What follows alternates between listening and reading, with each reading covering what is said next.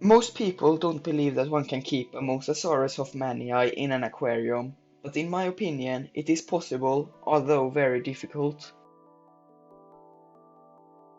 Since large Mosasauruses can grow to more than 15 meters and are quite active, they will need quite a humongous aquarium.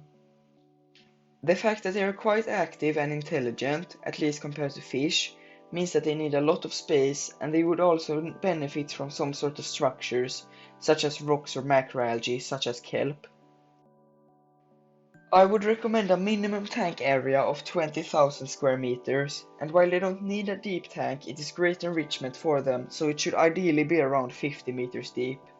Having a bigger tank than that would of course be better, but what I said is good enough.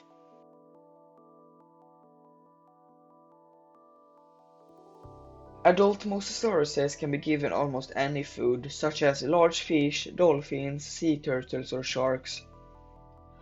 A cheaper alternative is to feed land mammals, such as cows, which is possible, but I would recommend giving live prey occasionally, mostly as a treat and enrichment by letting your pet hunt. My favorite food to give to my mosasaur, however, are giant and colossal squids, since they are a great way to add seafood into their diets. I do recommend removing the suckers from their arms, however, so that they can't hurt your mosasaur. I also caution against giving too large prey. I don't feed anything the size of orcas or larger, just to protect my little baby. Younger mosasaurs should be fed mostly fish, along with the occasional half cow carcass. I would not recommend breeding your Mosasaurus Hoffmanii for two reasons. The first is that there's a very large risk that they will fight each other, and if that happens, there's not a lot you as the owner can do to stop them. The second reason is that it's very expensive. Even though they don't produce many young, housing and finding new homes for growing mosasaurs is not easy. For those brave few that want to breed their mosasaurs, however, I have the answers. Step 1 is to put the pair in the same body of water, but make sure they have a partition that they can't cross. You want the couple to be able to see and smell each other. They should be in an arrangement like this for about a month, and they should be heavily fed throughout.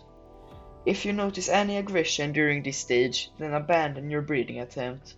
It won't work, and you will be left with at least one dead Mosasaurus that you will need to explain to PETA. Step 2 is to open up an area in the aquarium that neither mosasaur has been in before, so that neither of them will go into the other's territory. This greatly reduces the risk of fighting. After a week you should separate the Mosasauruses, and if you are lucky, the female will be carrying around itty bitty 3-meter long babies. When their young are born, I usually let them stay in their mother's care for their first 6 months of life before I separate them. During this time, the mums will help them find food, but you will also need to feed a lot of fish so that they can eat on their own, and then slowly move them over to their adult diets. Since you should have quite a large aquarium compared to the actual size of your Mosasaurus, you won't need to do many water changes, especially if you have a lot of macroalgae in the tank. I personally do a 5% water change every month just to be safe, although I honestly don't think that is necessary. Thank you for watching this video. I hope that I've helped you take care of your future water puppies. If you enjoyed the video, then please consider liking and subscribing. It helps me a lot.